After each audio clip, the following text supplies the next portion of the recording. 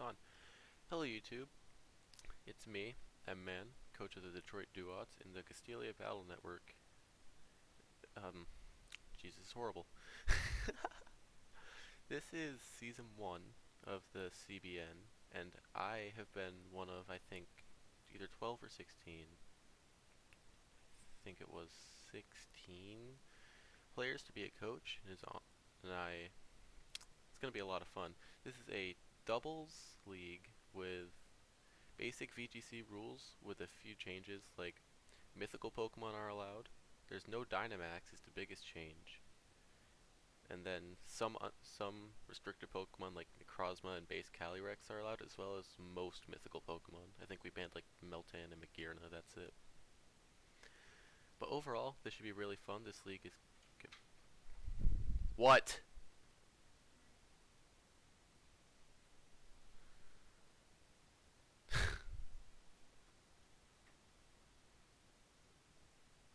Okay. Overall, this league should be really fun. It is commissioned by the one and only ShadowStitch. I'd check him out in the description along with every other coach. Their links will all be in the description. Check them out. They're all some pretty good creators. So without much further ado, it's already spoiled by what you see on screen, but I got the first overall pick in this draft, and I was really excited because there was a Pokemon there that I really wanted to use. I've never used anywhere before because I don't play OU, and I've never really been into playing on Showdown. Well, I've played on Showdown, but I've never really gotten into OU. But I see this Pokemon mentioned a lot, and I picked up Mew. Now Mew is a mon I'm really excited about using. It can be offensive, it can be defensive, it can be physical, it can be special. With base 100 around the board, it is the fastest thing I drafted at base 100 speed, which isn't amazing, but at the same time, I think this mon will be really good for my team. I can run gimmicks, like when you see stuff later on my team, I can run Psych Up with this thing, I can run Baton Pass, I can run Calm Mind Sweeper, I can run Cosmic Power Stall, I can run so many things with this Pokemon, and overall, I'm really, really excited to use the little pink cat. So, a lot of picks go by, and I'm thinking, there's still some good mons available. So I pick up Excadrill. It is a 12-person league, not 16. 12. Alright.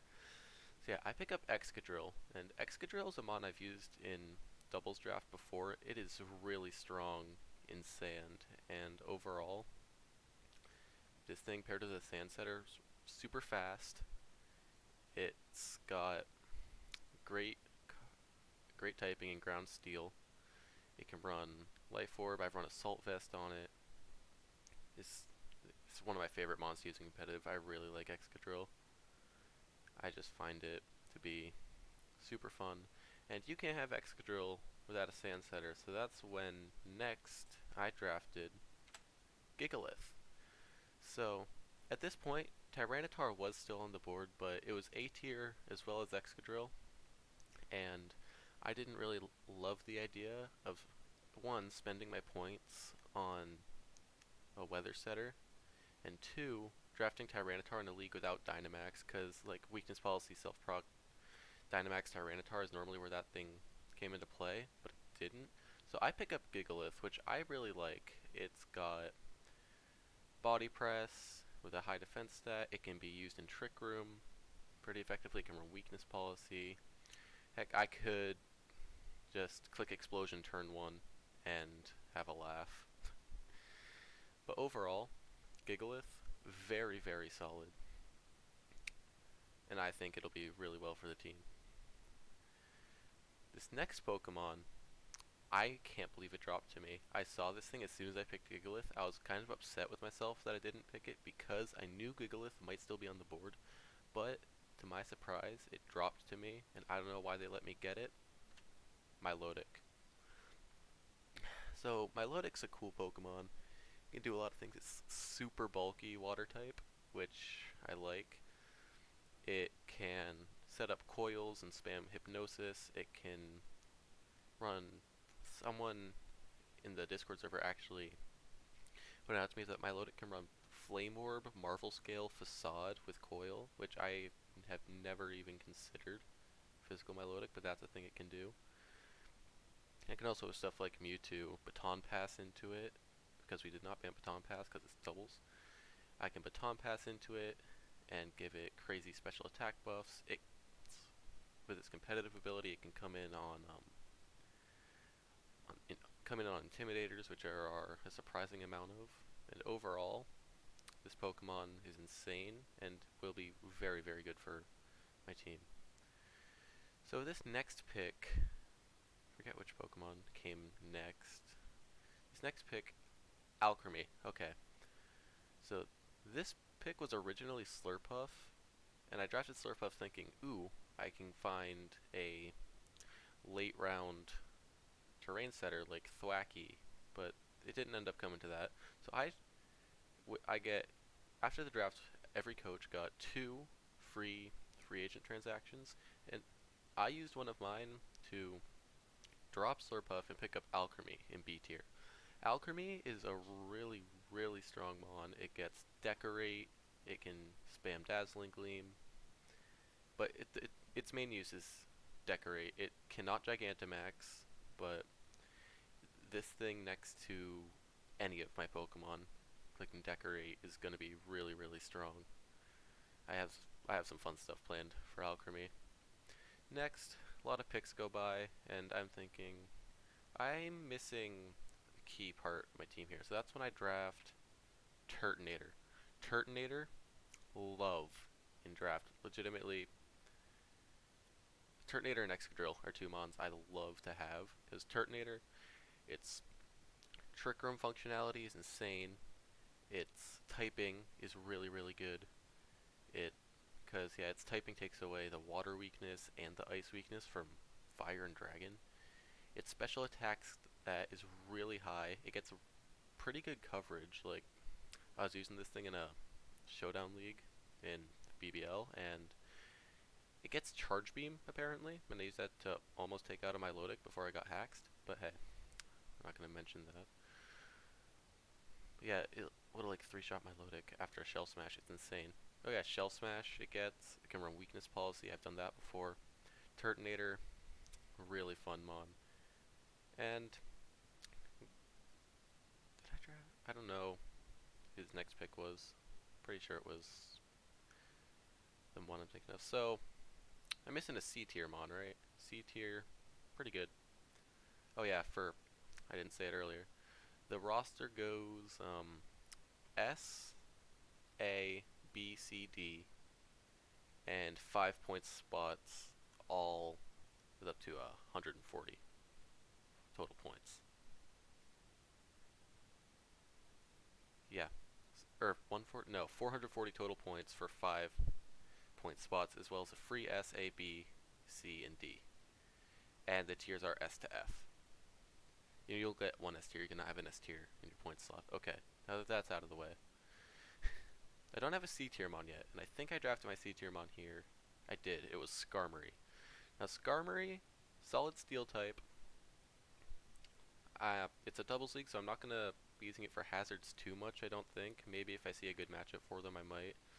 But what really drew me to this thing is it was, in my opinion, the best steel type available in C.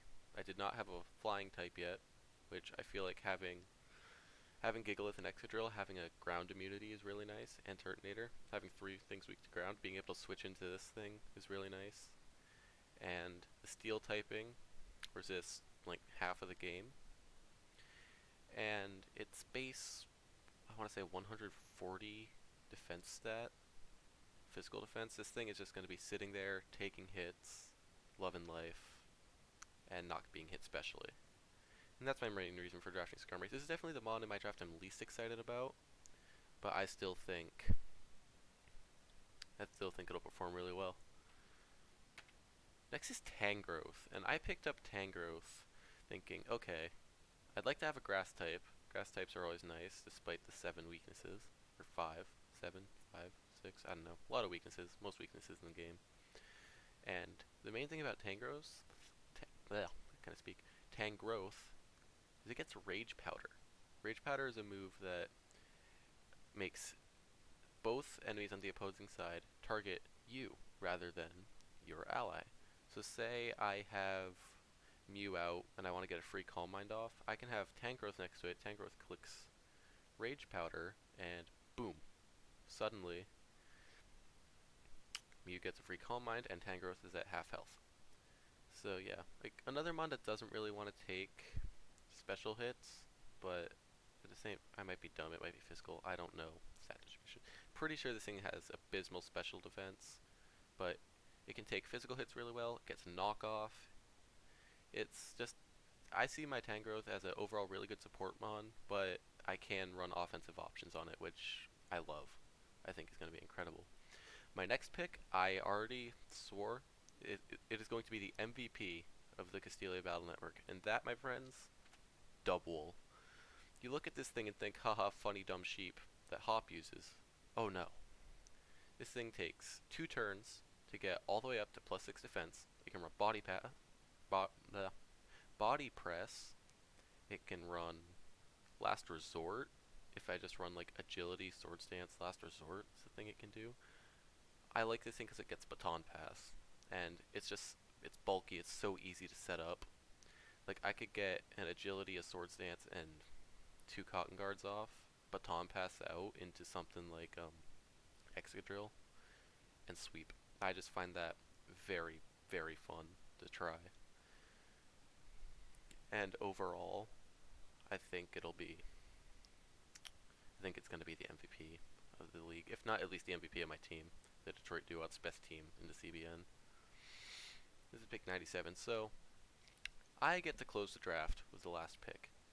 And originally, my pick was Relicanth, because I thought, okay, Relicanth, it can abuse a special defense boost in the sand, and it can just click Head Smash and have a field day. But things didn't look like that, and I saw a mon. I noticed I didn't have Intimidate. I did not draft Trick Room, which this last mon doesn't help. And I have no way to counter Trick Room either, so I'm going to have to figure that out. Mew might be able to. But my last pick, after dropping Relicanth, I picked up Herdier. Herdier is a pretty cool mon that can run Intimidate to lower the opponent's attack. It can run Yawn. I think it can Fake Out. And I don't really know enough I don't really know enough to be saying all this. But yeah, it can Yawn, it can Fake Out, it can Helping Hand, which I really like to have in doubles, at least one Helping Hand user. As well as just be there. It can run Intimidate, or, if feeling risky, it can run Sand Rush to boost his speed in sand and maybe fire off some fast Yawns and stuff like that. It'll be fun. Herdier, I think it'll serve me better than Relicanth in the end. So, yeah. Herdier, overall, solid mon. So here's the full team. It's Slurpuff and Relicanth are on there. That's Alchemy, and that is Herdier. I really, really like my team. When I saw getting the first pick, normally in Snake I don't love getting a super early pick, because that means I have to wait forever, but in 12 people, it went by surprisingly fast, and I was able to pick up some really, really good mons. Like, the steal of the draft for me was definitely Milotic in round 4. I did not expect that to drop to me whatsoever, and yet it's sitting there in my 180 point slot. So yeah, you know the picture up here, it shows Mew. They think Mew will be the MVP of my team. Oh no. Real MVP? This guy right here. Dubwool. I swear now, in this video, it is on YouTube, Dubwool will be the MVP of the Castelia Battle Network Season 1. And that is now on the internet for everybody to know. So, this is a little shorter than I anticipated, but I hope you enjoyed my team recap. This is the team. This is the Detroit Duots. This is going to be what we're rocking with. I get 4 transactions throughout the season, and if I find out that a mon isn't performing like I want it to, I'm looking at you, Skarmory.